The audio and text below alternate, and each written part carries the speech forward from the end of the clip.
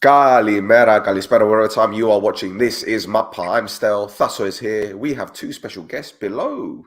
We do. We've got Fionn and James from the Cultras Ultras Podcast. Yeah. All right, lads, how are we doing? Welcome, gents. Very well. That's an extremely rock and roll intro. We're gonna have to rob that. I'm sorry. Yeah. I'll obviously change the clips around a bit, but yeah. By all means, mate. By all means.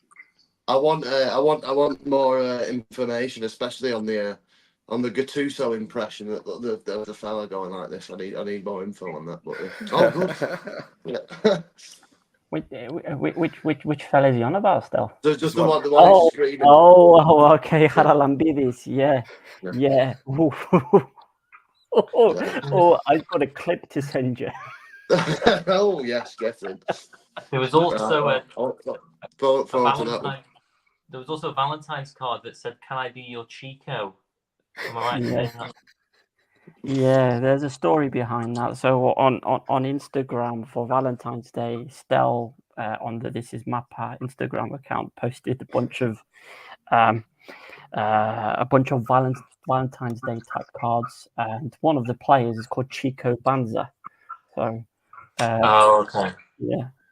And he reposted it on his Instagram, which was quite amusing. Yeah. So yeah. Yeah, but yeah, all good. We're going to need to gentlemen as well, aren't we? Yeah, we'll do it next season. Don't worry. Don't worry. There'll be another play. We got loads of stuff to replace it with. I've been asking Georgie Philatai, as you can see this way, as I've been trying to get on his Instagram story for about 10 years. So he's still ignored me every time. But we could try and make that happen. We could try exactly. Yeah, we know a guy who knows a guy now. So we know a guy that knows a guy. Yeah. Indeed. Because I thought during lockdown. Sorry, mate. During lockdown, I must have sent it him about 700 times. Like going, we've won the Champions League together, Georgie. Be my friend. Broke Shearer's record, 303 Premier League goals. Oh, James. I saw that Chris Wood had won New Zealand's Player of the Year award at the New Zealand Football Awards this week, and I put that on my Instagram with a love heart and soundtracked it to Savage Garden's "Truly Madly Deeply," and he has not responded. Oh man, the jury's out on whether Chris will reply. He will. Yeah, fingers crossed. Fingers crossed. Got a lot of fans on. I'm trying to think if we know a guy as well. I'm not sure. Do you know Forest, right? At the moment, isn't he? Chris Wood is Forest now, isn't he? Yeah, he's currently the 11th highest top scorer in the Premier League, highest the New Zealander has ever been. Okay. Yeah. Okay. You Winston Give Reid, it a try. Your Ryan Nelsons, your Chris Woods. Oh, so yeah, 2 centre backs and a striker.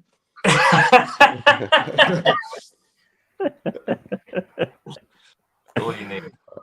Blimey. So, gents, tell us about your pod. Yeah. Well, our podcast, my Fion's Cultras Ultras, sheds a light on the sort of antithesis of what me and Fion have witnessed in terms of modern day football podcasting. A lot of sort of opinions for the sake of opinion, sort of like being deliberately controversial and noticing a lot of takes. You Fogdens, you're yeah, you sort of there's one at the minute with 3 guys who I won't name, but one of them said that Haaland was going to be a flop and that Salah plays like he's walking on Lego, and just a lot of controversial statements that obviously drum up traffic to those accounts, but there's no meaning behind what they say. And me and Fionn sort of had enough of this and just wanted to create a podcast where we name the Wigan Athletic team from 2005, football kit brands that no longer exist. And it's basically sort of a podcast when you're at a house party and at 1 a.m. someone shouts, "Oi, do you remember Ali Al-Habsi?" And you go, "Boy, do I." So yeah, that's kind of our demographic at the minute. Chris Kirkland. Yeah, exactly. And it's provided to be. A lot of people have resonated with it so far, haven't they? Well, yeah, it's great. Yeah, I think obviously we've had Thassos on, and we've had. Is that episode out yet? I don't know if it is. We're behind anyway. But it will be soon. And obviously get to. We've gone on footballing journeys, haven't we? We've gone to Georgia. We've gone to Cyprus. We've gone, where the cowardly talk sport mob fear to tread. Yes. Yeah, so they have. So you guys have obviously you've interviewed at Georgian Footy as well. Wearing his merch. Yeah, we've got on. There we go. Nice. Yeah. So good fellas, go watch the podcast. It's a laugh. Happy days. Happy days. It really is. You get more kind of names like Chris Kirkland pop up, and you go. Yeah. But have you mentioned Nikki Papavasiliou yet? No. No, Nikki Papavasiliou. Yeah, but all right, you can let him off. One season at Newcastle, he played 7 times. Hey, he got an assist at Old Trafford. What are you talking about? No. We mentioned this on our episode as well, though. But I've had on Thassos, but we had one of my not a Cavillataya level football manager hero, but a hero nonetheless, Grigoris Kastanos, many years ago. Yeah. In my head, he's played for Middlesbrough about 2 or 3 seasons, and then I had to get rid of him because he had an attitude problem. Well.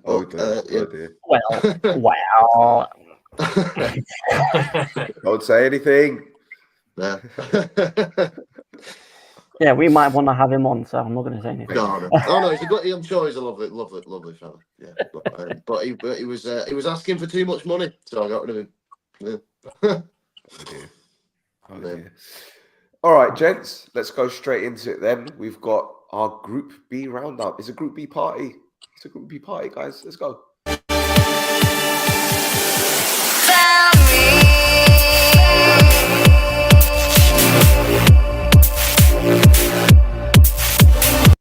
Oh, thank God this is nearly over. Salamina beat Ethnigo by 2-1. Mario Elia scored again and again to give Ethnigo the lead. However, Narsing, remember him, equalised for Salamina before Diakite corner, which is when he scores goals, I guess. Good win for Salamina. Meaningless game. Marino Sachal won't be happy with that, but he's not there anymore, is he? It doesn't matter. Right, next one. Othello beat Aez by 3-1. Othello taking the lead through peak before Clay equalised with a wonderful curling shot. I don't know if he's going to be there next season, Clay, because he's been pretty decent since joining the club. But then 2 goals from Sangaré. Very Thierry Henry-esque goals. Yeah, like that one. Oh my God. The second one, though, better finish. Goalkeeper was wrong-footed. Blasted it in. Next game was Apollon drawing 0-0 against Karmiodisa, and our friend Alex Poljaritz making 3 very good saves. Another clean sheet. I think that's like his 8th clean sheet since getting into the first team. So hopefully Alex will move to a bigger club next season. No disrespect, Karmiodisa, but you ain't a big club. But yeah, good point, I guess, for Karmiodisa, because that kept them up purely because Doxa could not beat AL, even though they went a goal up through Nabi, although he was booked straight after the goal. Because I think there was a little bit of a altercation with someone. I don't know what was said there. I'll find out. AL equalised through Magri, lovely finish. And then Trujic gave them the lead in the 87th minute, I think it was, thanks to a penalty, handball. I don't think they spent too long looking at that with VAR, but from every angle you look at it, it seemed like a stonewall pen anyway.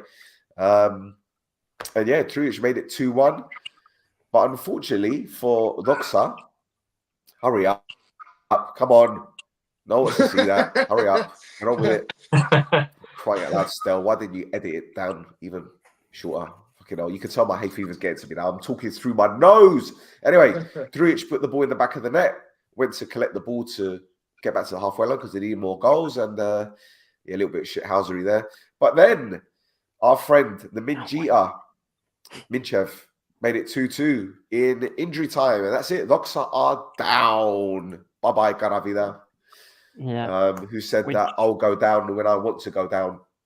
Well, maybe his he wants missus to won't go be happy. They're down now. Yeah, pretty much. We actually talked about Garavida very briefly about that quote on the podcast when it went on. Well, listen, he won't have any problems bringing in players next season, seeing that he's an agent himself. But anyway, it is what it is. So moving on to news from Group B, that is one of the news. Apparently, Alexa Puric, according to our friend at Cyprus Football E, is interesting some clubs who are willing to pay up to 150k for him. So that means that your man Garavida is going to have 300 grand to spend next year for a promotion push, which 300 grand in the second division in Cyprus, he's basically doing this. That's 115 making it rain. 115 charges money, that, isn't it? Yeah, exactly. Exactly. So, yeah. For Doxa? Oh. No. Yeah. But yeah, sorry, I gotta talk about that Othello's game, man. That's a fix, right? That's got to be match fixing.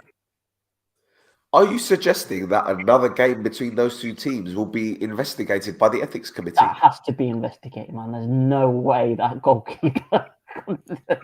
He was their third choice. That's like you know, like that them kind of highlights is like what Joey Barton would pick out of women's football to illustrate his misogyny.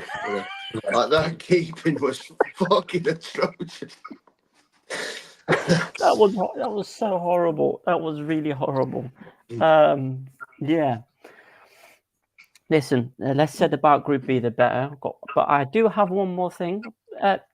Strange one. It's neither a positive or a negative. Nea Salamina in that game that they won 2-1, they gave a 10-minute debut to a 15-year-old. Now, is that even legal? Are they allowed to play a 15-year-old? I reckon you can, surely. There's got to be players in the Prem or League 1 or 2 Championship who've debuted at 15. Surely. Because they also South America, you have like players like, yeah, go on, James. Sorry. Right. Well, they also have the same thing of going, well, he's got his GCSEs on Friday, but right now he's living the dream. They always do that kind of thing. So there's definitely got. Yeah. I think that's legal. Unless he's. You have players in South America like Endrick, who's been playing since he was 12. Yeah. Yeah. I mean, if you look at the CFA app, you'd think the players are kids. There's some players that have been signed to a club in the youth team when they were 12 years old. There you go. There's the example there. That guy is now probably 25 years old, but they're still using the picture from when he was 12.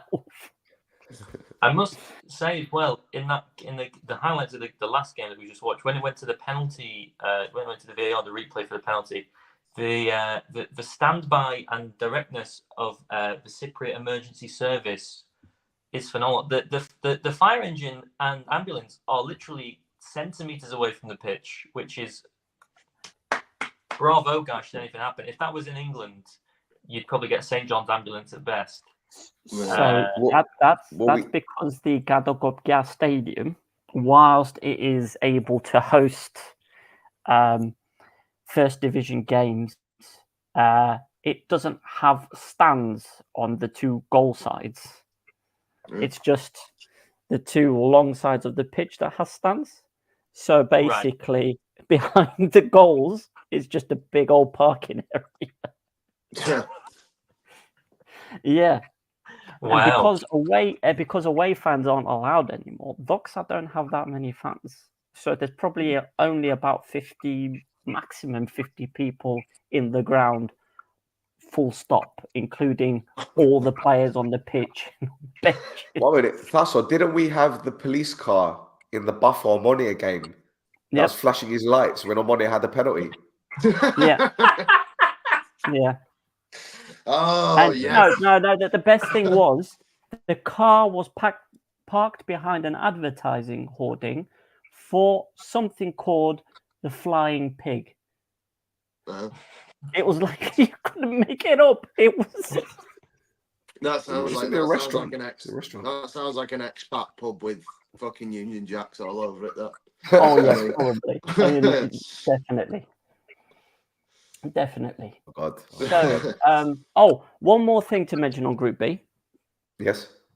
is that before this weekend's matches, the betting company suspended all bets on Group B matches because the week before they had 32 goals in 4 games. There was a 6-all draw, a 5-4 win. There was a 3-all draw. Wow. Yeah. So they suspended all betting on the games in Group B because imagine having to pay out on over on 9.5. so yeah, but I mean this weekend we only had 11 goals, which actually makes this section a lot shorter than what it was last week. Thank God. Thank God. Last week I lost my mind. I lost my mind last week. It was just like fucking off. That's what you talk. I can't be bothered with Let's this go shit. after point. Hurt my feelings. That's great. Hurt my feelings. But hey. Anyway, so Docs are down officially. Same with Ayers and Othello. So 2 out of the 3 teams that got promoted are down. Yep. So we had that discussion as well, didn't we? That's on ours, where like I noticed within like because did Doxa lose about 13 on the first 13 games, something like that. 14 in a row. 14, yeah, and so I saw them at like 11, and I thought, ooh, the big odds every week. They're like 20-1 to win every week. I'm better. They're obviously due a win, and yet so I think I did it for about 3 or 4 weeks, stopped, and then they won the week after. So, yeah. They were waiting for you to stop. That's what that is. Yeah. The thing is, they then beat 2 of the top 6 teams. Yeah. Wow. Wild. Mm. Anyway, it is what it is. It is what it is. Right. Next stage, I guess, Group A. That was short and sweet. Have these guys on more often. Meaningful games. There you go. Right. Let's go to the Alpha Mega Arena where Jaden Montnor gave Ari the lead, the acceleration. Now that was Henri-esque. Look at that first, second touch gone. He's gone, son. Back of the net, 1-0. But less than 25 seconds later, Buffo equalised through Jaja, or if you are Spanish, it's Haha. And even celebrated with another griddy. The fucking cheek of him, man. So yeah, that result meant that Ari have practically cemented 4th place, and now they need Omonia to beat Buffo in the cup final to get Conference League football. That's all. Yeah, pretty much. That Montnor goal is going on the title music for us, isn't it? Next season, I think. Got to chuck that flick on. Fantastic goal. But again, Aris's defense letting them down. Concentration. It's not happening. It's not happening for them this season. I said it at the beginning of the season. They need a defender. I was like, I kept saying Barfos needed to sign Phil Jones, but it wasn't them. It was Aris that needed to sign Phil Jones. They needed some steel at the back, didn't they? Very, very disappointing season, I think, for Aris. Kind of finishing a bit of a dud, especially kind of how they started the season as well. That gritty celebration which is of course horrendous. That thing. Just reminded me that Johnny Howson did that this season against somewhat 35-year-old Johnny Howson. Can't remember who it was against, but it's the only thing that's ever made me lose a little bit of respect for Johnny Howson. I mean, I wouldn't be doing it, and I'm around that age. Yeah, I think if you bet on him to score, much like the previous story with them being suspended, once he did the griddy, your bet should be revoked. That should be like an anti-grid policy going, and that'll make you think that. That'll make you think. Void due to childish celebration. Yeah, bring back that. No one does that anymore. No one does that. Bring that back. Lads, Do you know much about Buffo and Adi and the history of those two clubs? Because apparently, according to both social media accounts, it's the new derby in Cyprus. No, I've never heard a story to the affirmative there, mate. No. Okay, so what I mean, Buffo, 4 seasons ago, they decided to go all out and sign some players. Jason Punchin was one. Oh yeah. Yes. And You could the other say they were one was punching. Hey. Shocking. I do apologise. well, I mean, I'll let that hang like the bad fart it is. Like I shot myself in the lift there. Fuck you know.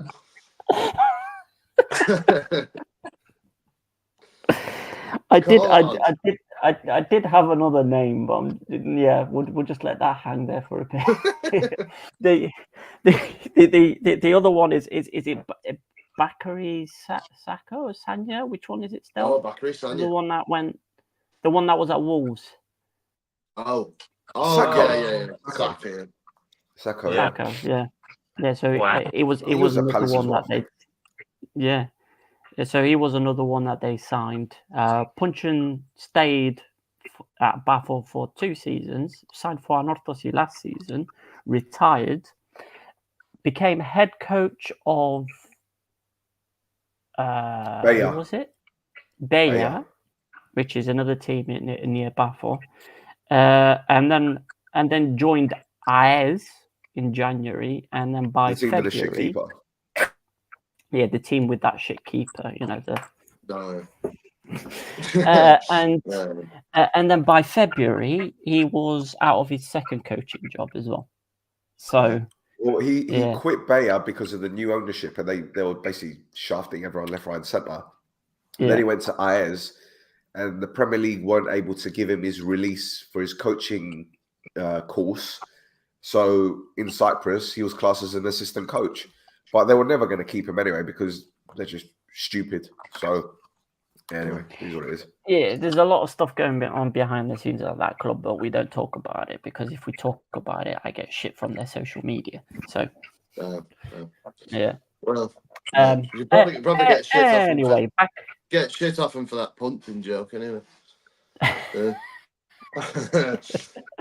The thing is, with Buffo, they're bankrolled by a rich Russian, and the vice president is a Cypriot businessman, and he's just got a shit ton of money, and they've just been spending and spending and spending. They had Cameron Toshak as head coach, then they brought in a guy called Mikalenko.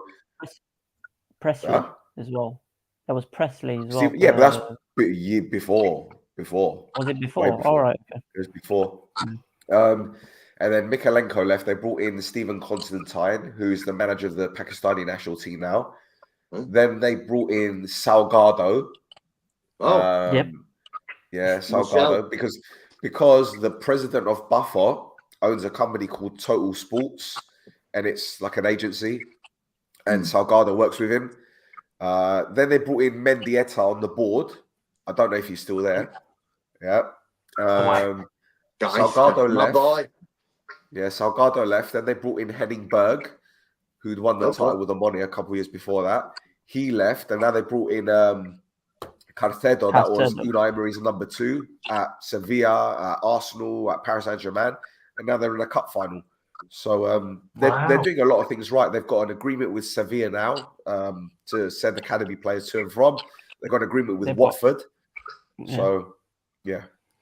Yeah, so the rest of the league is kind of shitting. If they weren't shitting themselves already, they are building a house out of the bricks that they're laying at the moment. So, yeah. On the foundations of Vlad Dragomir as well, one other football manager. Oh, what a player! What a player! Player. I've told the story of because the missus wanted to go to Cyprus, so the only way I agreed was I've got a list of all my players that I won the Champions League with on Borough on there. I've bench as well, and Vlad Dragomir was an essential part, so I got to tick off Kvilitai and Dragomir at once. Paphos versus Apollon. Nice.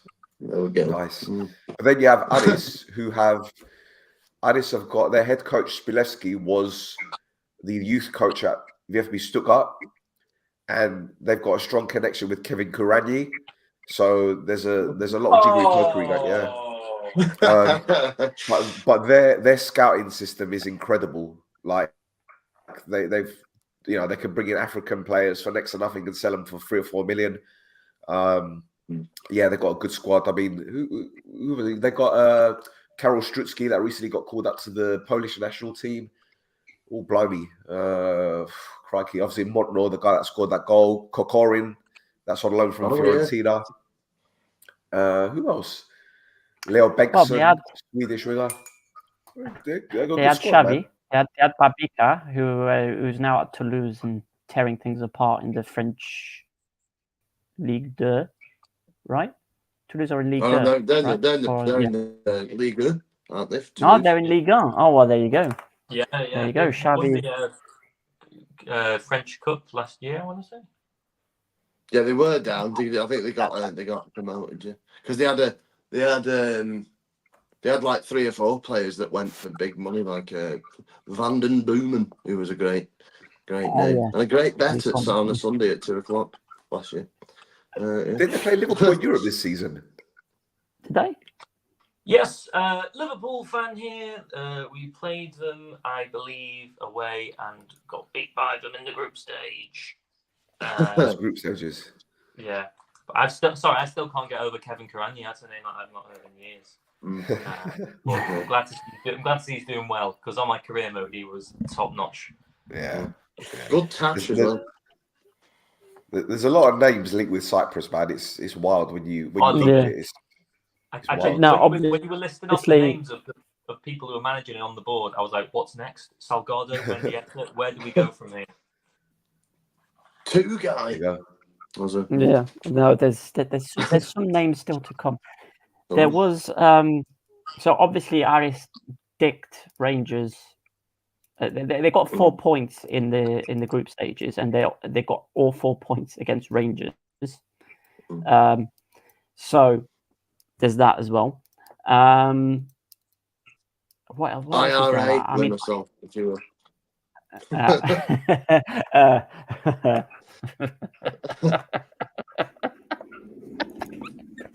Oh God, I really wish there was more things to talk about in this game to kind of move on from that, but there isn't. Shall we just put the next game on?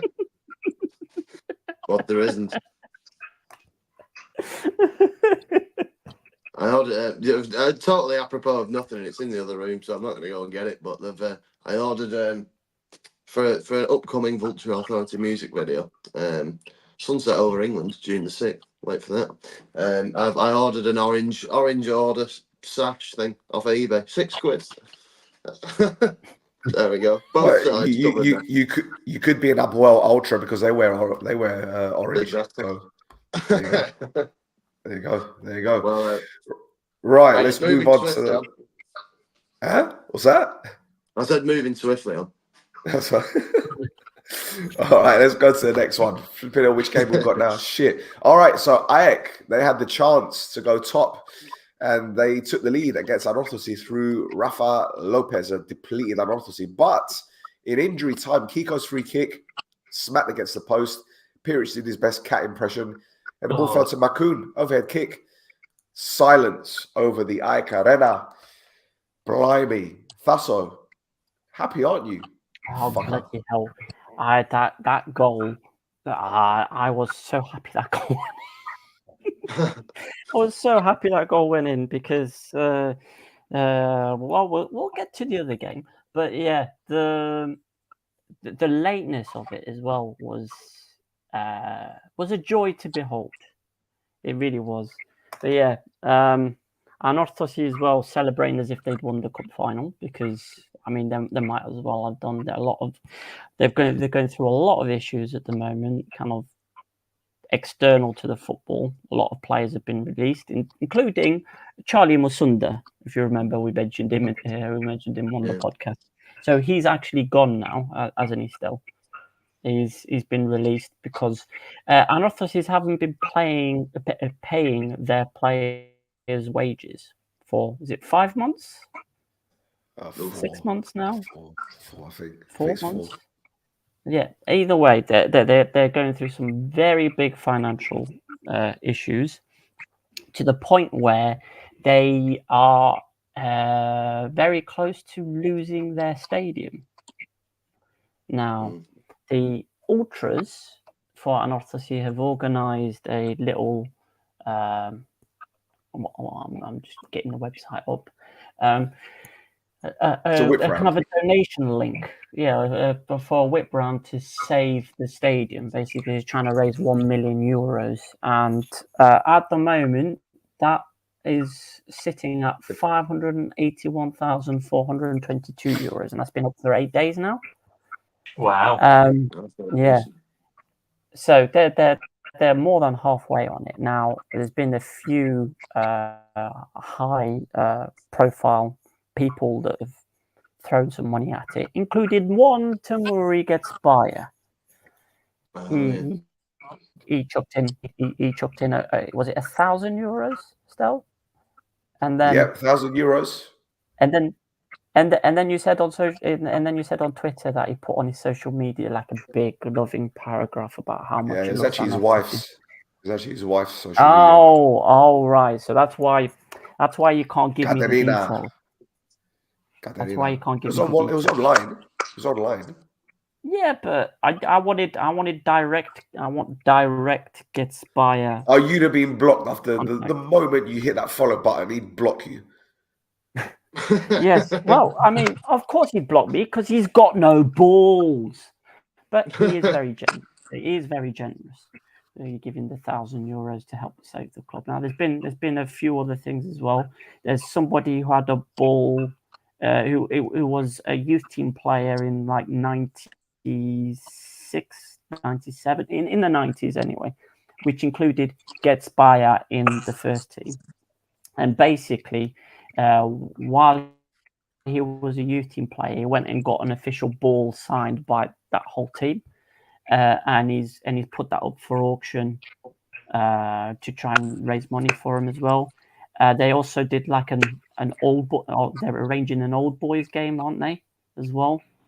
Where there's a load of where they're also trying to raise this money because basically. The financial mismanagement of the club over the last 2-3 seasons has meant that they've got this non-performing loan, which they put the stadium down as collateral. Yeah, and they tried to get another loan to pay the players till the end of the season.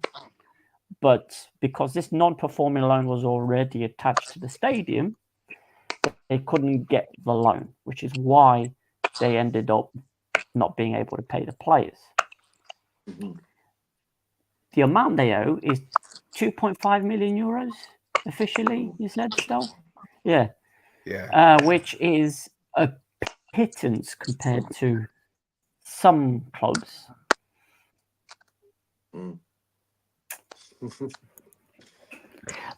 But but because that €2.5 million is directly connected to the stadium, they might have the stadium taken off them. And obviously the players, because they haven't been paid for 4 months, have sent the official paperwork to UEFA or FIFA or whoever it is. And the club's board are kind of rushing around trying to sort stuff out, including all of them dropping their resignations about a week ago. Brave boys and girls. Let's not forget. Let's not forget. Sandys, the president, took charge last January, so it's not as if he's been there for years. He stepped in, showed his bollocks, put them on the table, and realized that shit, they're not as big as I thought they were. So yeah, and I mean the other thing as well is they had offers for 3 or 4 of their players in January, and the board and the director of football decided to not take those offers because I don't know, they thought they could have got more, or I don't know, whatever. But either way, the amount that they could have at least paid the players for an extra month. Yeah. Anyway, there's a lot of players leaving the club now, or leaving the club at the end of the season, which is basically now anyway, and agreeing to not get their whole contract paid out, or agreeing payment in installments and things like that. So obviously, fans got no problems with the players. Obviously, they're in a situation as well. But what I haven't seen is any negativity put on people like Sandis and the director of football, Prieto, which I think a lot of people need to kind of be like, you've been given a budget. Why? What's happened there? So, but anyway. Well, look, I'm just going to say this. From what I understand, there potentially is interest in someone purchasing the club. But that's all I know. So hopefully they get their happily ever after, because, as much as they're a rival club for you and I, Thassos, they're steeped in Cypriot football history, and not just in Cypriot football history, but in actual Cypriot history in general, with, it being a refugee club. We know about Famagusta, and I'm not going to go into it, but this is a club with fans that only have this. Do you get what I'm saying? They only have this. And, well, we mentioned it, didn't we? How unique it is as a club on ours. I think, because I don't think there's any other club in Europe quite. Maybe Karabag, you could say, but then that's a bit. There's a bit more. That's a bit dubious anyway. But it's got to be the only club in Europe with a story like that. Yeah, I mean, with the success that they've had, at least, because there's a couple of other clubs in Cyprus that are refugee clubs that just haven't had the same amount of success or the same amount of following. But yeah, it is a special story. There's a few people in that story as well, in that history, and a lot of them have come forward to try to help the club out, especially since the people that run the fucking thing are absolutely useless. Well, King Kladze was there. Marian Pahars was there. Yeah. They're proper Barclays. So that's what I wanted. I wanted James to pull that face again. Wow. Yeah, King Kladze. Who else did they have? They've had loads of players, man. Like George Kvilitaya, of course. Kvilitaya was there, yeah. On loan. Yeah, but yeah. As for AEK, they keep talking about this 100-year history. My dad is a Bezobori fan, right? So AEK is formed of two.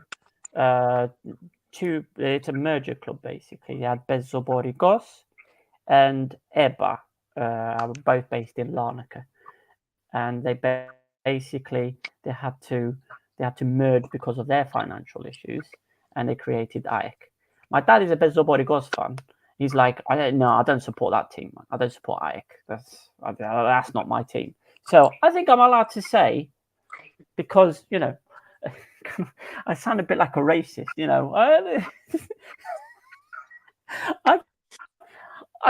my dad's from Larnaca, but they don't have 100 years of history. Anyway, they've got 30 years of history, and obviously they've done quite well in Europe, especially very recently. And they're getting to the point now where it's kind of it's literally win or go bust, isn't it, for them now, because they fluffed their lines in this game. It was win this and they would have been top by 2 points, right? Yeah. So you know. Well, look, we did a write-up on AEK on our website, www.nc-network.com. And that's based on what Xavi Roca did on LinkedIn the other day, putting out some Braveheart war cry. So if you check our website, you'll see the nice article about AEK and how many think they're perennial bottlers.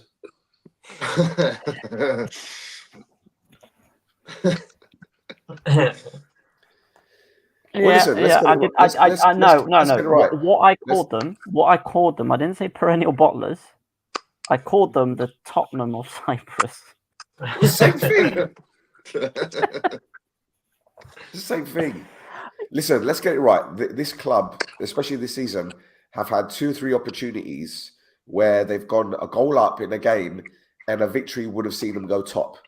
And they've completely messed it up. And this weekend just gone just sums it all up for them. But anyway, it is what it is. But it's linked to the next game, which I'm going to go into right now. And, mate, shame my voice isn't great because on Monday I beat Apollon again Good boy. in the playoffs. Oh, yes. Oh, that's Villadai missing from how many yards out? that's not his best. An opportunity. No, it's not. It's not at all. But on Monday I got the goal through Simic. Bad defensive play there. The pressure. My God, the boy. Pressure got to them. And Thassos' mate Semedo had the shot. Simic turned it in. 1-0 on Monia. And victory means, boys and girls, that the title will be decided after Greek Easter, Orthodox Easter, as AEL travel to Apollon, knowing that a win for AEK will give them the title, although Apollon know they only need a point, and it's theirs.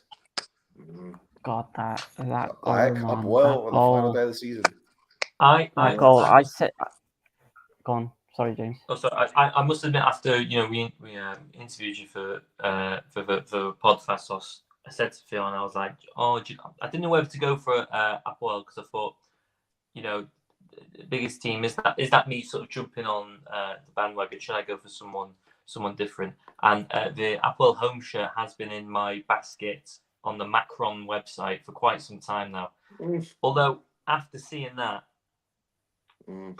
I don't know. I might jump on the ammonia boat. Well, there's something else. There's something else you're going to see in a bit.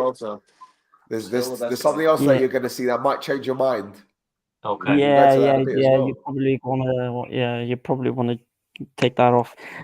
But yeah, that slip from Kostadinov, it just reminded me so much of Steven Gerrard.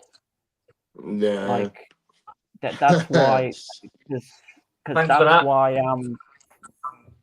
that's why I'm kind of like a little bit like because I heard an interesting stat. You guys haven't beaten us in the playoffs in 5 years, bro. I didn't even know that. We haven't what? Beaten us in the playoffs in the last 5 years.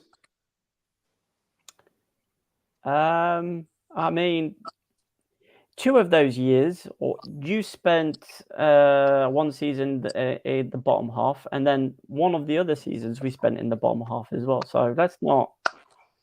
Facts don't care about feelings. Facts don't care about feelings, bro. I'm sorry. Come on, man. Nah. As a fan, what would you put that down to? That performance? Yeah, that's. I did get a notification through actually because I follow him on SofaScore. I got a notification, sort of like whoever they have like a little person running the thing in the stand, like going goal and stuff for betting companies. It came through Villatine goal, and then it got chopped off. I thought it just been VAR or something, and now I've just seen it. So obviously whoever was in the stand pressing the button went, well, that's fucking in. Oh, To be honest, he had a decent game. He had a decent game, to be honest. And I've been raving about him since we've been doing this pod. I think his hold-up play and what he does off the ball is fantastic. And I'm not going to excuse him for it, but that pitch was heavily watered and players were slipping left, right, and centre. It was ridiculous. Man, yeah. excuses. That's oversaturation. Yeah. There you go. The goat needs dry grass. I mean, yeah. Good agricultural advice. Good agricultural advice there. No, but he'll have always scored 303 Premier League goals for my Middlesbrough side and for Football Manager 21. So, were you playing? Can I ask you a question, Fionn? Were you playing two up front? No, I was playing. I had so my front three, and this is before. So this is before any of them were signed. Although Kavilitar is now playing for Raphael, but Feature Fanat Scalia on the left, Kavilitar up top, Julian Alvarez on the right. There you go, unstoppable force. For £9 million from River Plate, signed him for. Take that, Juninho. Take that, Ravanelli. Can't be that. Gone. Yeah, forget them. I've just committed heresy by saying that, but yeah. In my mind, Gibson must have loved you. Gibson must have loved you. In my mind, that front three is unparalleled. That's your Viduka Macaroni level. Yeah. Oh mate, I've got a funny story about Gibson actually. I'll tell it. Go on. So back in 2012, 2014, I was at this wrestling event in London, right? And I'm sat front row, and this woman comes up to me. She goes, "My dad's gonna come in a minute." And I was like, "Who the fuck is this woman?" And she was the promoter's fiance at the time. And she goes, "Yeah, my dad's gonna come in a moment." I says, "Okay." She goes, "Can you look after his seat for him?" I was like, "All right, whatever." And she goes, "He looks a bit like Tom Hanks." I says, "All right, okay, fair enough." So I'm standing there looking for this guy that looks like Tom Hanks. Fucking Steve Gibson walks in. Yeah, I don't see that one. Some of the transfer decisions have been very Forrest Gump level of fucking intelligence, but like a 21-year-old turning down a 21-year-old Olivier Giroud in favour of Chris Boyd, for instance. Oh boy, but, yeah, sacrilege! Yeah, sacrilege. So, Thassos, what did you make of the game anyway, mate? Man, the first half was a lot more even. The second half, performance levels kind of dropped on our end, didn't they? Really disappointed with the result. Obviously, the players gave it a lot, but Apollon being the away team at this point, they had almost the whole stadium against them. It's just really disappointing. It wasn't the only mistake. The goal wasn't the only mistake that they made at the back as well. There was one there was a chance right after, again under pressure. There's a slip or mismanagement. I don't want to say mismanagement, but they didn't control the ball properly, and then the Montreal players kind of ran on, didn't do anything with the chance in the end. But yeah, it was something just snapped. I don't know what, because it seemed Sapinto, unlike what he's like normally, where he's like he seemed to be a bit more reserved this time around. I mean, reserved for Sapinto is still fucking nuts for most people. But he was a bit more reserved than what he normally is.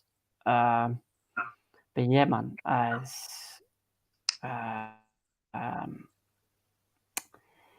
it's not good, man. We could have won it.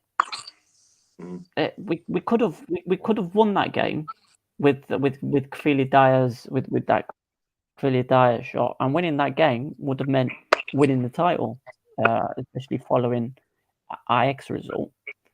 And I said on Twitter, Apollon winning the title in Omonía's home ground is the most shithouse Apollon thing they could do. Oh yeah. Well, apparently you guys requested for the title to be sent to the stadium that day. Apparently. Well, see, that's what it is. They fucking jinxed it. That's why Kvili Dyer didn't score. That's what that is. Unbelievable. Yeah, you can't be doing stuff like that. That's tempting fate far too much. That is. Yeah. Yeah. I saw some. And I saw obviously- something like... Oh, sorry. You go, Thassos. You go, mate. Apologies. No, it's all right. You go, James. It's all right. I saw something like that with like American teams. If it's like Game 7 of like NBA playoff final, they make merchandise for both teams, regardless if they win or lose. And the guy was like, "Yeah, so we've put all this merch in like the locker room that says like, oh, I don't know, for example, like Boston Celtics, NBA champions, and then lost the game, and then they immediately just like incinerate it, and it just never sees the light of day." I reckon it'd be worth quite a lot. That probably. Yeah, I imagine so. Yeah. It's like when Man United played Arsenal in that Invincibles game, and apparently Ferguson got wind that the Arsenal players had a 50 unbeaten T-shirt underneath their Arsenal shirts, and he told the players at full time, ask them to swap shirts with him. That's how it all fucking kicked off. Oh, really? Wow. No way. Yeah. Where That's does good that bit of shit, put you guys? Where does that put you guys in the table then? Like, what does that? We'll go into that in just a moment, but there's something I need to show you guys, which might make you want to reevaluate your selection of football club. Oh well, no, I was going to say, I said this to Thassos on ours as well. It's like by rights, by Irishness, I should be supporting him on you, but just Cavilla time. It's all right. Listen, I've betrayed my own heritage. Abor had Mick McCarthy as head coach a couple of years ago. So no. Well, that makes me that that I'm firmly on the Roy Keane side of a Saipan argument. So. Oh my goodness! Well, that Jack Byrne was there for a bit. Yeah. Keelan Sheridan was there as well, but he was there as well, so you can't really make a decision on that because he didn't. Leave him alone, my mate. But yeah, right. But yeah, let's go. Come on. This is where Thassos winces. We have to no. This is where I'm gonna go. I'm gonna go nuts on this. But yeah, go on. We have to talk about it. Right. So this happened. I was gonna say, yeah. This happened. An Upwell fan. Nazi salutes. Oh dear. Lovely. The old Decanio. Yep. Yeah. So that's all. I'm gonna mute myself now. No, mute yourself. Fuck that guy. Fuck the woman sat behind him laughing about it. Fuck all of them, right? And it really pisses me off because this was something that I couldn't. It's really difficult to explain, but because there's this ban on away fans in stadiums, but they still allow 50 people that support the away team. Now, what they do though, what the teams do is they have to give a list of the people who are attending the game as away fans. So they've got that guy's details. And it's not just that guy. There was 2 or 3 other people who were doing it as well. Because the photo that I've got is of somebody else doing it instead. They've got the information on these people, and they need to grab them, and they need to give them the worst punishment that they are able to give them, right? Because it's not on. Where it's 2024, right? There's situations happening all over the world where, and this you can see this anywhere, right? It's bollocks, it's bullshit, and for some reason we're the only ones bringing it up. That's even worse. Like nobody in the media is talking about it. The Cyprus FA haven't said anything about it. The club hasn't said anything about it. To be like, even the bullshit statements that they put out. The ones that they're like, oh, we strongly decry, we strongly disagree with them, and blah, blah, blah, all that bollocks. Not even that. There's a lot of Apollon fans as well that have been saying that's not on. You shouldn't be doing that. So as well, there's a lot of fans like me that are like, fuck that guy, stick him in jail. I don't know what you need to do with him. Get him out. he shouldn't be anywhere near a football stadium. He shouldn't be anywhere near anything in public life. He should be gone, right?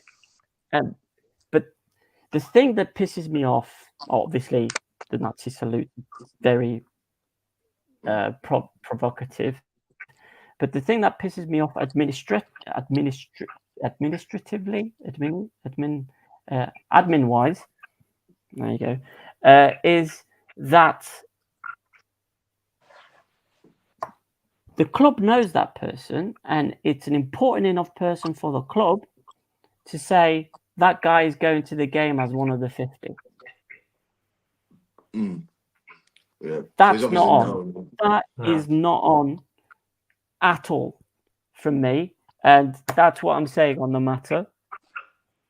I want to distance myself and the club as far away from that as possible, despite the politics involved in football in Cyprus and whatever. I'm going to distance myself way the fuck away from that, and I want something done about that guy. There needs to be an example made, so that kind of shit doesn't happen anymore. There. Yeah, rightly so. Yeah, it's definitely it's very easily done in it. Lifetime ban and fucking have 6 months in Nicosia, Nick. Well, that's not going to happen though. It's not going to happen because there's a comment that's just come up down at the bottom there from Mario. Anorthosis were doing monkey chants last week, and we actually had like video recording of it as well, so you can hear it on the video. And again, no media is talking about it. Nobody. It's like we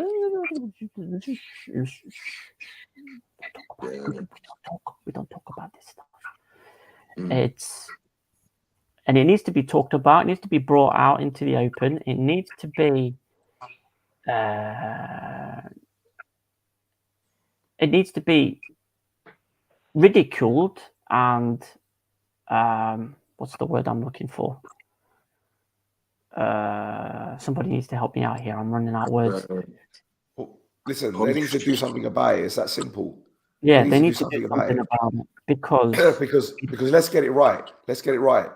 They're now having youth tournaments in Cyprus. They're doing all of these amazing things with new stadiums and connections with other clubs and everything. And then the CFO just sat there going, "It's all right. It's okay." Now listen, without delving into this too much, there's a certain supporter group that finds that acceptable, what is being done there. But unfortunately, because of their connection with the club and what the club president is doing is pandering to them, he won't do anything. Because the fact is, if he does punish them, then he's fucked. He's fucked. It's that simple. Simple. Yeah, and it's a problem. It's a problem. I mean, we've seen it in Spain. Where they're going after Vinicius and who was the other player that they went after this week? Yeah, I know what you mean. Can't remember his name. Yeah, and it's a prevalent problem all over the place. But in those places, it's talked about, and people are against. A lot of people are against that kind of thing happening. In Cyprus, it's not talked about. It happens, and everybody just no. Yeah, Because ridiculous. I just want to say again, it's not representative of me as an Apollon fan. I'm not there. That's not me.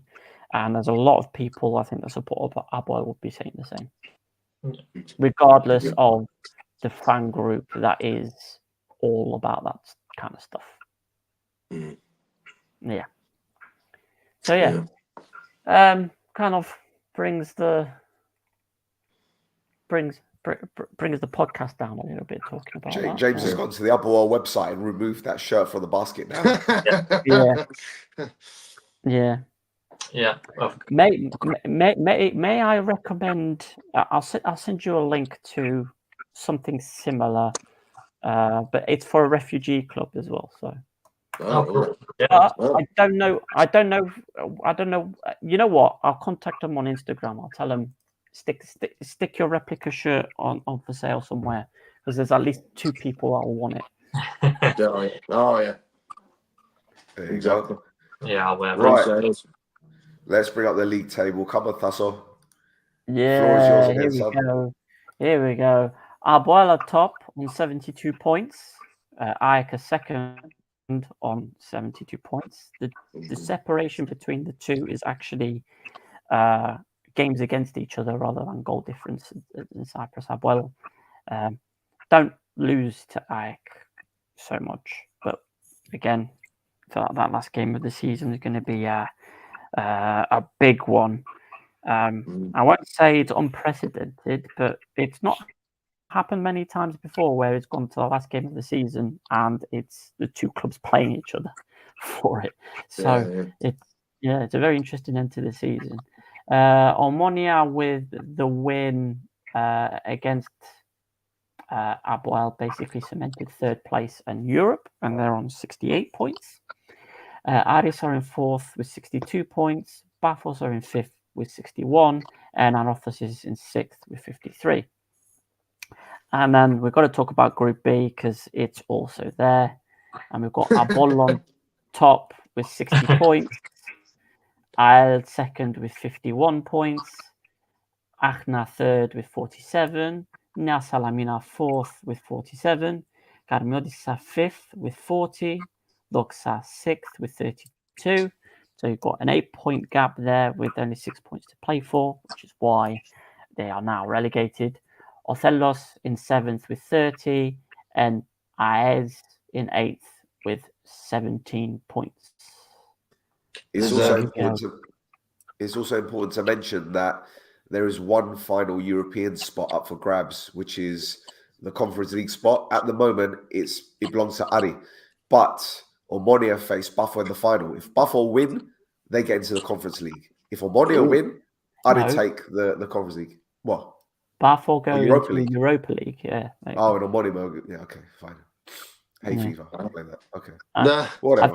I think Mario joined the pod a bit late.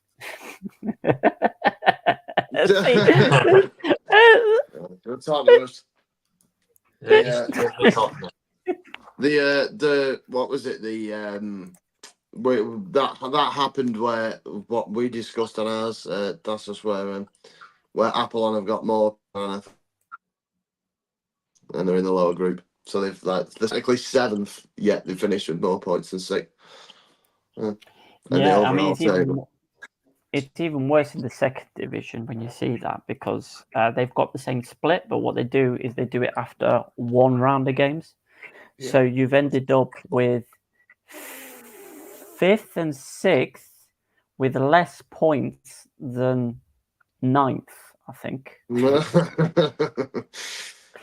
So it's a big old mess.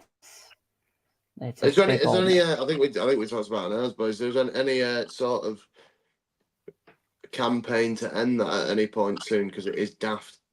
Yeah. So basically Group B has been a massive waste of time for everybody, because basically the 3 teams that were in the relegation zone at the start of Group B are the ones that got relegated. And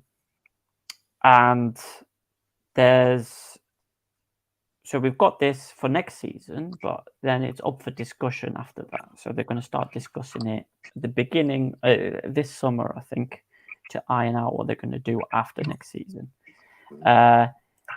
3 or 4 things.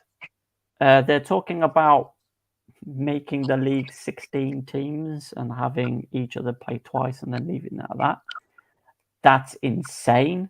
16-team league for the country the size of Cyprus is insane. 1 million, a population of 1 million. The other thing is Well, I'm somebody saying that mentioned. there is about 16 teams in Tameside, which has a population of about 1 million people. So, Well, you've got yeah, but Droylsden, you've got Ashton. There's 4 teams in Ashton. Curzon. There's Curzon, Ashton United, and then another one. I can't remember the name of. But, yeah, but they're not all in. They're not all in the Premier League, though, are they? Well, no, fair point. Yeah. That's the thing. The other thing is as well to still have 14 teams in the league, but then have 7-7 split, which is also fucking stupid because you might end up with the situation that we've got at the moment, where the title goes to the last game of the season, and the team that's first has already played all 7 of their games.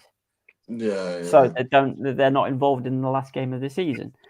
Then there's swapping the splits around and having a top 8 and a bottom 6, or still having a top 6 and still having the split, but only having it with 12 teams instead of 14, which makes a lot more sense as well. But having a top 8 and the bottom 6 as well means that you don't, the lower level teams that have a smaller roster don't end up playing 4-6 games more than the teams with the bigger budget, and then not being able to do anything. Right, I'm gonna have to plug the laptop into charge, so I'm gonna dive down for a second. So you might have to think of something else to talk about for a bit. Okay, fair enough. It can't be as bad as that. Is it Liga MX, the Mexican league, where you go through about sort of 4 or 5 separate leagues, regardless of whether you're relegated, and then you end up going into another league, and then if you win that, you go into a playoff system, and it's just incredibly convoluted. I like the idea of doing a top 8, and then you go straight to like a playoff system, and you do like 1 plays 8, 2 plays 7, 2 legs each. How long have you had that for? How long has that format been in place? Flipping out, how many years is that now?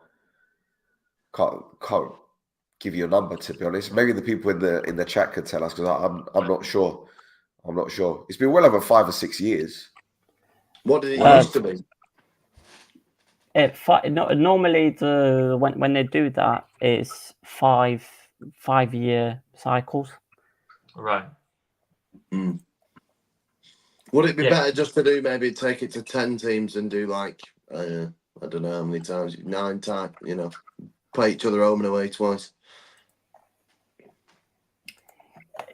Yeah, that was another thing that's been discussed. That's been discussed a few times.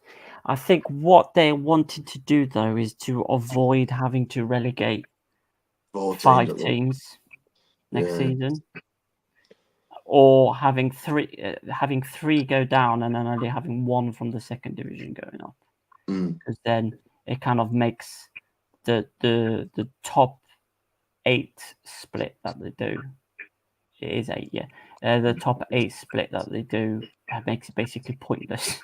So, yeah. Bro, it's like I said, do top 8, bottom 6, 4 up, 4 go down. 4 up, 4 down. Yeah. Or there was what was the other thing somebody mentioned, is that if you come top of Group B, then you go into a playoff with like 3rd or 4th place. Yeah. For the last European place. Yeah, like they do in Belgium or Denmark. But I think Thassos said that the other week. Yeah. So, I saw a thing with Serie B in Italy, where there's a stipulation where if the team is ahead by like 13 or 15 points, then they ride the league off and go, right, you've won. Yeah, write the playoffs off, Yeah, they do playoffs. Mental. Absolutely. I'd like that though, because I think that it's like there should be a certain cutoff, because like sometimes like the amount of times like a team, it'll be like 1st, 2nd, 3rd on like 95, and then someone in 6th with 52 points win. Yeah, it's wild. But, It's wild. Too much maths for my head at this time of the evening. Bloody hell. Yeah. Thasso, Yes. what have we got next? Well, it could be time to. It's time to spin the wheel. What is coming? We don't know. Spin the wheel now. Do you want to explain to our guests what that clusterfuck was all about? So, the Cyprus FA has every week has like an official document or a web page basically that they update to have basically the disciplinary findings for the week before or 2 weeks before. I can't remember what the lag is, but basically, so it's this guy called Aristotelis, his first name, Aristotelis Vrionidis. So he's a lawyer. And his whole job is to figure out what to punish people for red cards, yellow cards, not playing enough Cypriots, and various other things. Now, a lot of the websites basically just copy and paste what he puts on, what he puts as the punishments, but doesn't actually go into the thing that happened or the stupid decision that he's decided to make, which is why we've got the whole spin the wheel thing, because basically something might happen in one game and he goes 3-match ban, and then something else might the exact same thing might happen in another game and he's like fine, so it's that's why it's spinning the wheel for whenever he hands out these, like Wheel of Fortune, Wheel of Misfortune. Wheel of punishment of fine. Like if it was Football Manager and find red card, fine 2 weeks wages, goodbye. A way to turn your squad against you, but it feels good. So this section only comes up when there's been some weird shit in his big old document, and there's been 3 or 4 bits of weird shit in the document. There's some unsavory things that are going to be brought up, and there's also some funny stuff. So how do you want to go? Do you want to do the crap thing first, get it out of the way, and then laugh the rest of it? So in their game versus IL in the league, in the league, Apollon have been fined because their fans were racist against an IL player in the 25th minute. Oh. So a fine. A fine. It doesn't do anything. A fine does not do anything for these things. The way you stop fans from doing this kind of thing is you hit. Pretty much. There was an incident that happened in January, I think, and basically Apollon had what the stand where the ultras stand normally. They basically had to have a game closed off without that stand. So everybody was supposed to be on their best behavior. And then the game after was a cup game, and some 15-year-old edgelord prick decided it'd be funny to throw a firecracker at the opposing substitute players while they were warming up. And it hit the player on the back of the head. Oh Jesus! Yeah. So the club was excluded from the rest of the cup for that. And that kid, there's rumors about what happened to that kid after. because before the game, the ultras actually said that they were going to, no firecrackers, no flares, no nothing, to avoid the club getting the punishment that they ended up getting in the end. So, yeah, the club got kicked out of the cup. Oh dear. Yep. Now, Apollon and AEL, they're both teams in Limassol, like Aris, but these two don't like each other, like at all. As opposed to other derbies where they get on famously. Oh yeah. I mean, so Aris as well is in Limassol, but they're not that bothered about Aris. Oh, I see. But between those two, especially over the last couple of seasons, it's been spicy. I think I talked about what they did in the last game at the old stadium, where they were ripping out bits of concrete and setting fire to things on the pitch. Yeah. They also had each other in the cup last season, and they ended up playing chair tennis over the security barriers at half time. There was also another cup game that the president of Cyprus basically cancelled because of the crowd trouble. Like he actually rang the security. He rang the security, the police at the stadium, and said, "No, this game's not happening," because there was flares being fired all over the place. There was trouble before the game. There was an AEL fan managed to get hold of a fire hose and just started spraying it on the pitch. I think that's in the intro, isn't it? that image is just letting it off. Yeah, and then obviously away fans got banned.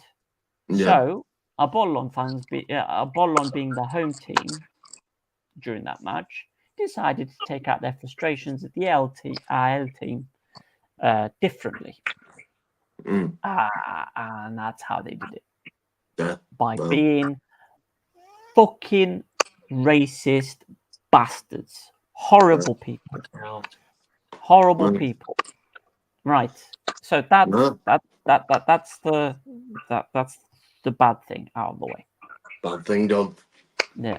Now, a couple of things here that will lighten up the mood. So a team in basically the Conference National of Cyprus, one of their auxiliary staff members was sent off after their game versus... Oh, no, sorry, this is third division. Sorry, not the... not the Vanarama. No, not the Vanarama. It's the third division. But basically, their auxiliary staff member was sent off after their game versus Anayenisi Verinia for shouting at the referee. Now, this is going to be really funny for Cypriots listening. But basically, he yelled at the referee, "Gimase stekonda, gimase stekonda," which basically in English means you're sleeping standing up. So he got sent off for that. And that's a proper non-league shout as well, isn't it? Yeah. Hey referee, you're sleeping standing up. And he's been fined for it, obviously. So that's the first thing. Second thing, we now go into under 19s league, third division, where a team from the northern part of Paphos were playing against a team next to Paphos, and one of the players in that game, Alex Athanasiou, was sent off at the end of their game for pushing over a linesman. And he's been banned for 6 months. 6 months? Yeah, he got the Decanio treatment. Yeah.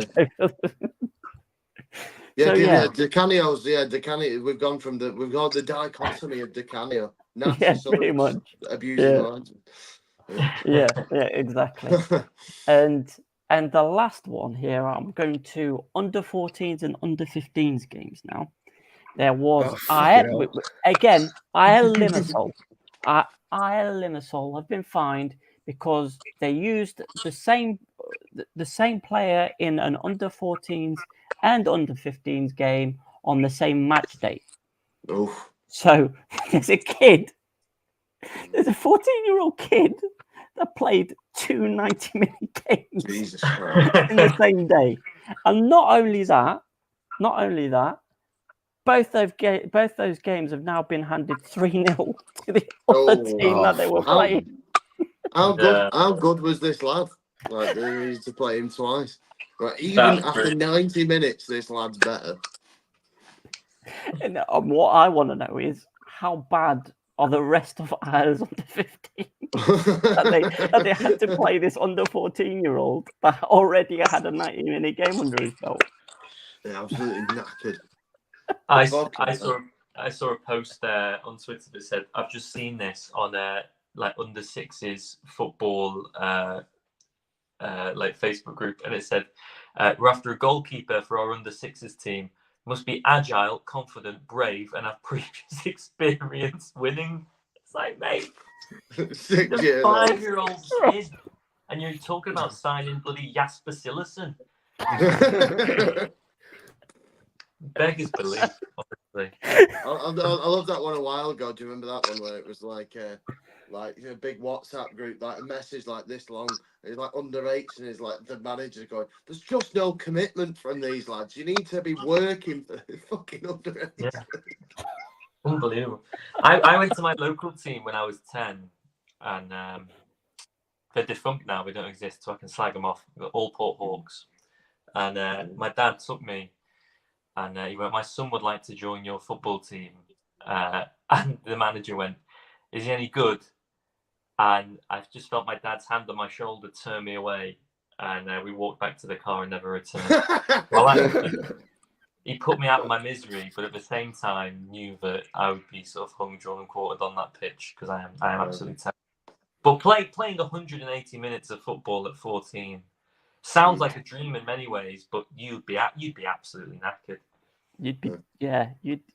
Well, for sure, especially finding out that in the end you've lost both games 3-0 now because of it. Would have gone better if you'd have just stayed in bed, basically. Yeah. You could have won 3-0 on 2 games of FIFA. At least there you go. See, there you go. Claim to fame, though, isn't it? So. Yeah. Well, he'll be in a pub in Cyprus in 50 years' time, going, "They played me twice." Yeah. No, but the thing is, obviously, because he's underage, they haven't listed the player. So, but yeah, it's I've not seen that happen for a while. Sometimes it's things like they've played a 20-year-old in an under 17s game. Things like that has happened. There's been a fight. Like the country's so small, right? There was a fight in an under 15s game between two dads or two moms or whatever, parents of 2 players, and they basically ended up fining both those teams for the fight that happened in the stands between the 2 parents. That's great. Yeah. Collective punishment. Great. I'm just trying to think of some more Vrionides stuff that's funny, rather than I once played with a lad who fought his dad on the pitch. Oh, that's amazing. His dad was the manager. He subbed him off, and he went, "You're not subbing him." And they literally just got into a scrap.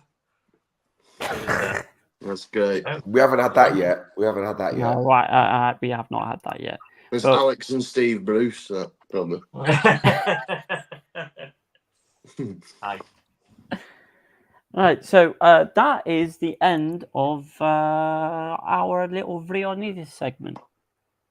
It's time to spin the wheel. What is going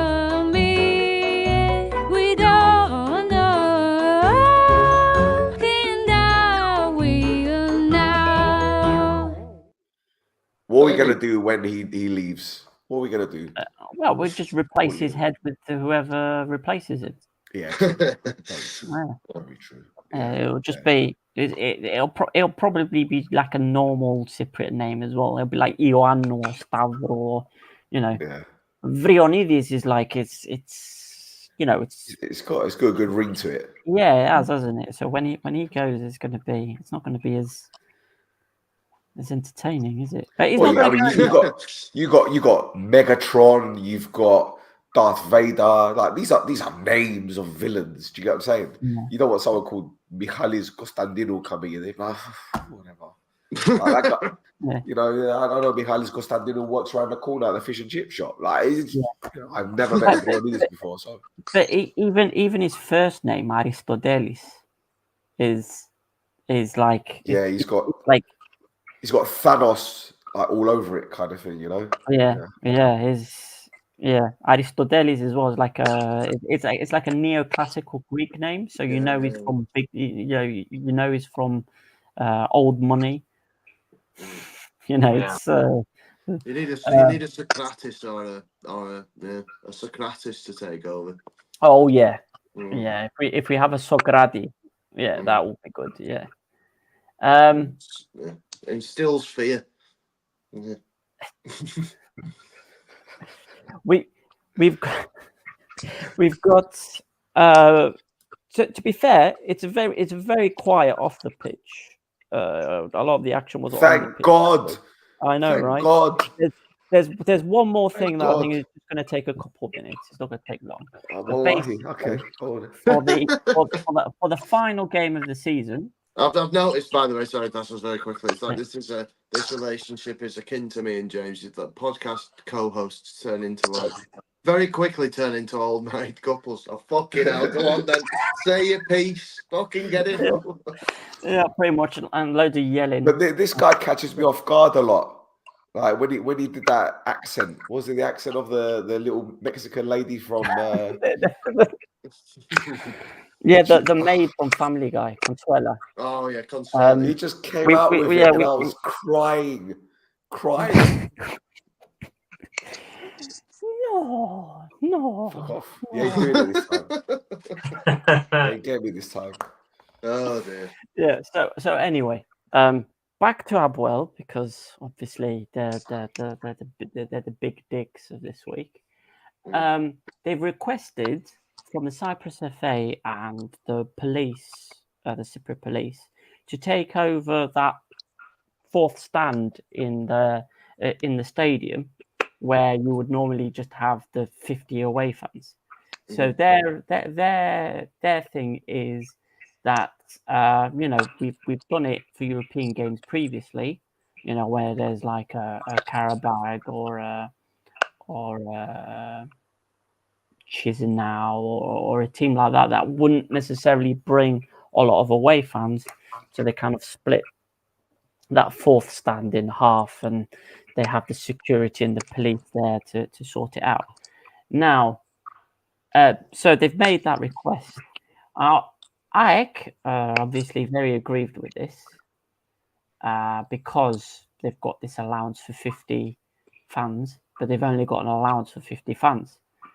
Abuel sold out the stadium for the 3 stands that they have got available. They sold it out in 7 hours for this game, which is a bit unprecedented. It's what is it? 22,000 seat stadium, three sizes. What, 16k? Still, 16, 17k. Well, yeah, but this is your chance of winning your first title in 5 years, man. Exactly. So it's going to sell out, but they want to sell more tickets. As discussed previously in Whispers, my club is something like 50 million euros in liabilities. Ooh. Yes. Ooh. Yeah, exactly. And they're Living also La Vida Broca.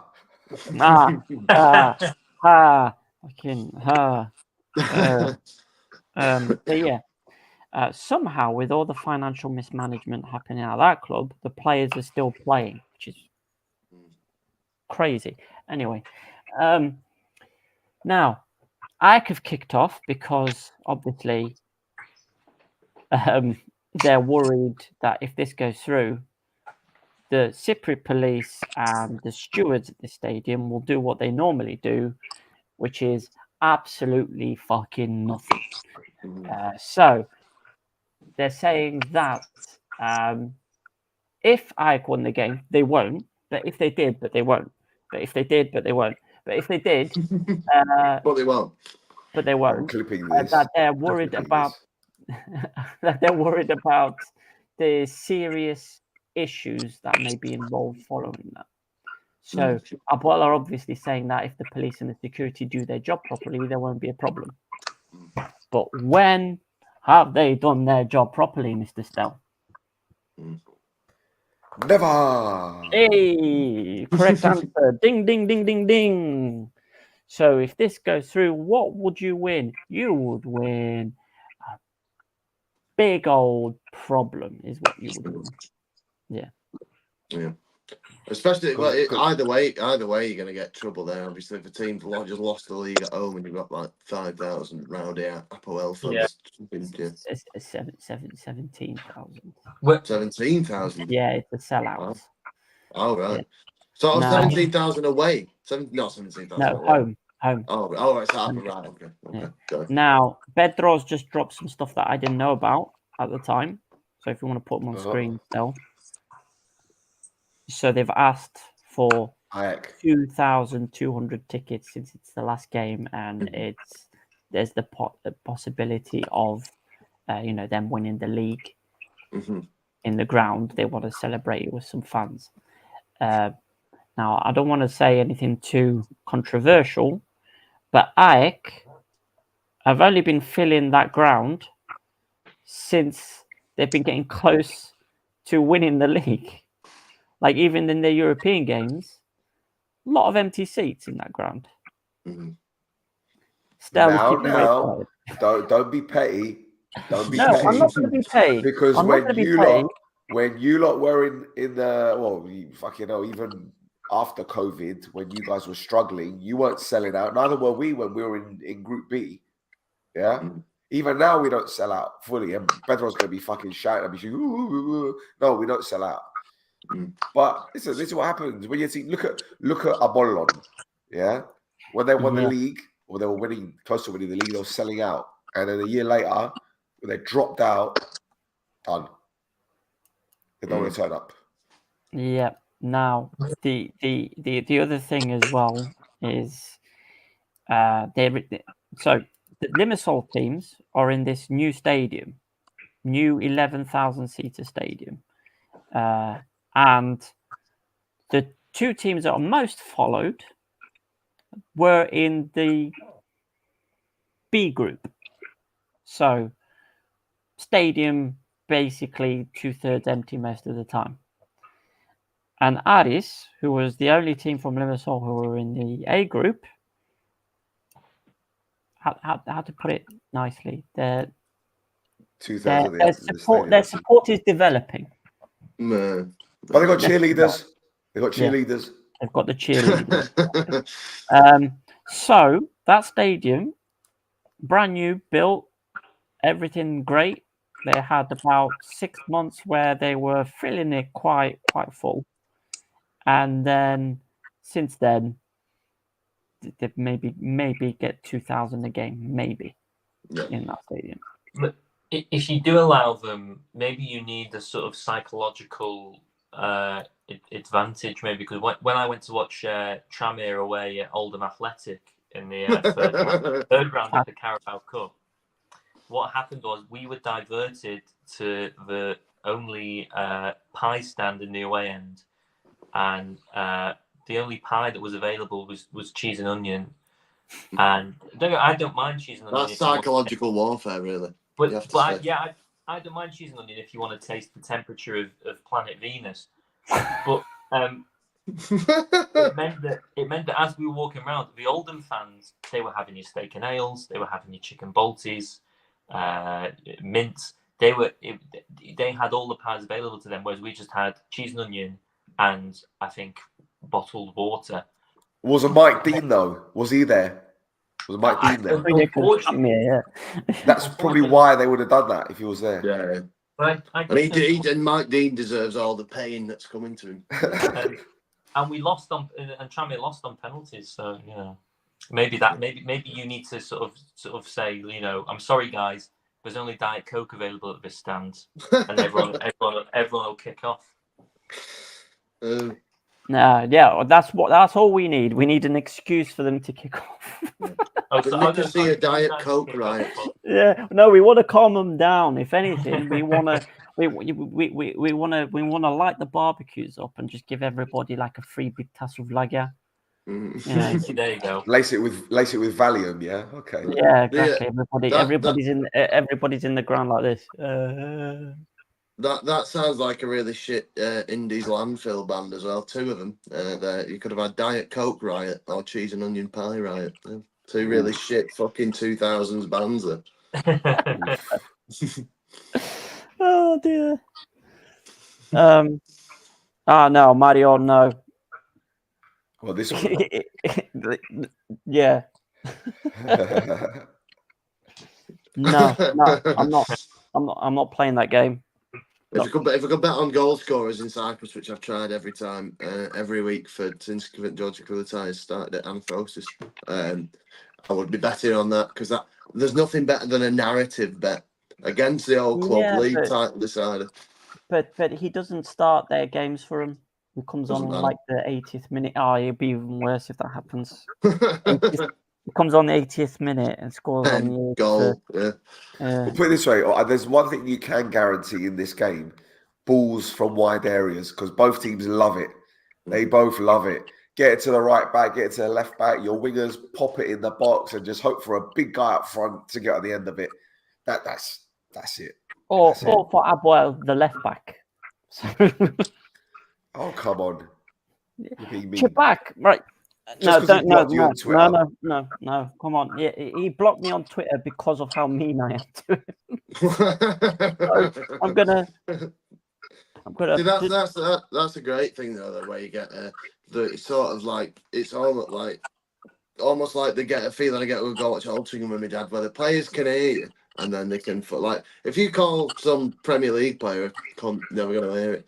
But if you go left back, Apollon left back, you're shite. That's perfect. Have you got the soundboard still? Have you got? Yes, I do. Because there's quite a lot of games where the stadiums aren't very full, so you get to hear on the TV. You get to hear guys getting shit. Or is it this one? Yeah. So did you hear that? Ise Malaga. Yeah. And what's the other one? Ice does not Bexure. Couldn't play. Couldn't play, you prick. And I'm sorry. No one got fined for that. But because they couldn't find who it was. Because the TV cameras, for some reason, are always in the same direction as Cyprus. You don't have ones facing this direction, so you don't really have the faces of the people in the stands behind the camera over here. So basically, unless the referee or the match observer or the referee observer records something, it doesn't get brought up. Did you find that bonkers? You could be like, "Hey, wanker. Hey, ref, you're asleep standing up, mate. Lifetime ban for you." What? Justified.